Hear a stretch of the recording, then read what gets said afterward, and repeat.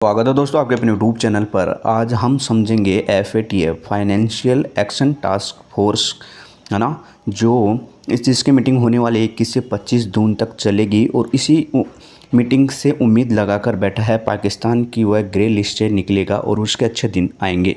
तो इसके बारे में हम चर्चा करेंगे कि क्या होती है FATF और पाकिस्तान को क्या करना पड़ेगा उसके लिए, कि कैसे बाहर निकल सकता है ना, सभी चीज़ों को समझेंगे। तो ग्रे टू वाइट कैसे होगा पाकिस्तान, पहले इस पर एक बार नज़र डालते हैं। तो देखो, पाकिस्तान को ग्रे टू वाइट होने के लिए क्या करना पड़ेगा। FATF में कुल 37 देश और 2 क्षेत्रीय संगठन हैं। 21 से 25 जून के बीच सदस्य देश वोटिंग करेंगे। ग्रे से वाइट लिस्ट में आने के लिए 12 वोट ज़रूरी होंगे पाकिस्तान को। पाकिस्तान 3 अहम शर्तें पूरी नहीं कर सका है अभी तक। पाकिस्तान ने क्या है, 3 अहम शर्तें पूरी नहीं कर सका है ना। बात करें फाइनेंशियल एक्शन टास्क फोर्स की मीटिंग पेरिस में शुरू हो रही है, 21 से 25 जून तक चलेगी। पाकिस्तान 3 साल से इस संगठन की ग्रे लिस्ट में है। इससे उम्मीद है कि इस बार वो ग्रे लिस्ट निकल जाएगा और दिवाली होने के कगार पर खड़ी इकोनॉमी दुनिया की मदद से पटरी पर आ जाएगी। वहीं अमेरिका और फ्रांस जैसे कई देशों की आशंका है कि अगर पाकिस्तान ग्रे लिस्ट से बाहर आ गए तो उसे पाबंदियों से राहत मिल गई तो इसका फ़ायदा वह मौजूद आतंकी संगठन उठा सकते हैं। इनका मानना यह है। सबूत देना मुश्किल काम है। वहीं FATF में कुल 37 देश, 2 क्षेत्रीय संगठन है। 21 और 25 जून के बीच, है ना, दिन पाकिस्तान की किस्मत का फैसला होगा। इस दौरान वोटिंग होगी। अगर पाकिस्तान की ग्रे से वाइट लिस्ट में आना है तो उसे कम से कम 12 सदस्य के वोट चाहिए होंगे। पाकिस्तान को 27 शर्तें पूरी करनी थी। 24 को लेकर ज़्यादा परेशानी नहीं थी, पर 3 बहुत मुश्किल थी उसके लिए। 3 को लेकर पेंच फंसा हुआ है ना। पाकिस्तान को सिर्फ कार्रवाई ही नहीं करनी बल्कि उसके बिल्कुल पुख्ता सबूत भी देशों को दिखाने होंगे। ग्रे लिस्ट और पाकिस्तान, देखो दोनों में क्या संबंध है। 2008 में पहली बार ग्रे लिस्ट हुआ था पाकिस्तान। 2009 में से बाहर आ गया। 2012 में फिर से ग्रे लिस्ट में आया और 2016 में से निकल पाया। 2018 में फिर से ग्रे लिस्ट में आ गया था और 2021 तक अभी तक इसी ग्रे लिस्ट में फंसा हुआ है।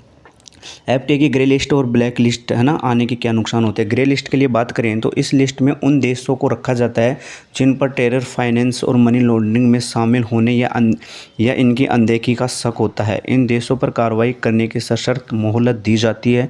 इसकी मॉनिटरिंग की जाती है। कुल मिलाकर आप इसे वार्निंग विद मॉनिटरिंग कह सकते हैं। नुकसान क्या होता है ग्रे लिस्ट में आने से। किसी भी देश को इंटरनेशनल मॉनेटरी बॉडी या किसी देश में कर्ज लेने से पहले बेहद सख्त शर्तों को पूरा करना पड़ता है। ज़्यादातर संस्थाएं कर्ज देने से आनाकानी करती है। ट्रेड में भी दिक्कत हो जाती है। इसके नुकसान होते हैं। ब्लैक लिस्ट क्या होती है। जब सबूतों को ये साबित हो जाता है कि देश से टेरर फाइनेंसिंग और मनी लॉन्ड्रिंग हो रही है और वो इन पर लगाम नहीं कस रहा है तो ब्लैक लिस्ट में डाल दिया जाता है। नुकसान IMF, है ना, वर्ल्ड बैंक या कोई भी फाइनेंशियल बॉडी आर्थिक मदद नहीं देती। मल्टीनेशनल कंपनियां कारोबार समेट लेती है और रेटिंग एजेंसी नेगेटिव लिस्ट में डाल देती है। कुल मिलाकर अर्थव्यवस्था तबाही के कगार पर पहुँच जाती है। ये होता है ना, बड़ा नुकसान होता है इससे। तो और पाकिस्तान को लगता है कि अच्छे दिन आने वाले। द एक्सप्रेस ट्रिब्यून से बातचीत में पाकिस्तान के फाइनेंस मिनिस्ट्री के एक अफसर ने कहा, हमने बाकी तीनों शर्तों पर काम किया है। टेरर फाइनेंसिंग और मनी लॉन्ड्रिंग को रोकने के लिए कानून बनाए हैं।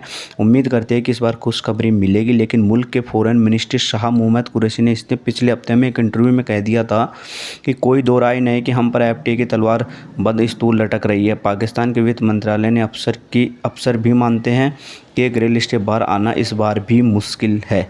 क्या है FATF, बात करें इसके बारे में तो FATF G7 देशों की पहल पर 1989 में स्थापना हुई थी। इसकी पेरिस में इसका हेड क्वार्टर है ना। हर 3 साल में इसकी मीटिंग होती है। 39 सदस्य। इसके भारत 2010 में इसका मेंबर बना था। 1990 में पहली बार सिफारिशें लागू हुई। 1996 से 2012 तक 4 बार एक्ट अपडेट हुए हैं, है ना। ये था। और किस किस को अगर खुश करे पाकिस्तान तो बाहर आ सकता है इस लिस्ट से। तो अमेरिका को खुश करना पड़ेगा। तालिबान को ना धमकी दे चुका है पाकिस्तान, तो ये तालिबान को करना पड़ेगा। चीन को खुश करना पड़ेगा और फ्रांस को। चीन तो वैसे इससे खुश है ना। इसलिए इन शर्तों को पूरी करते हुए और इन देशों को खुश करके पाकिस्तान अपनी ग्रे लिस्ट से बाहर आ सकता है। और देखते हैं अभी 21 से 24 जून के बीच मीटिंग चलेगी, उसमें क्या रिजल्ट निकल के आता है। अगर आपको समझ में आया हो तो चैनल को लाइक एंड सब्सक्राइब जरूर करना। मिलेंगे नेक्स्ट वीडियो में। जब तक के लिए जय हिंद, जय भारत।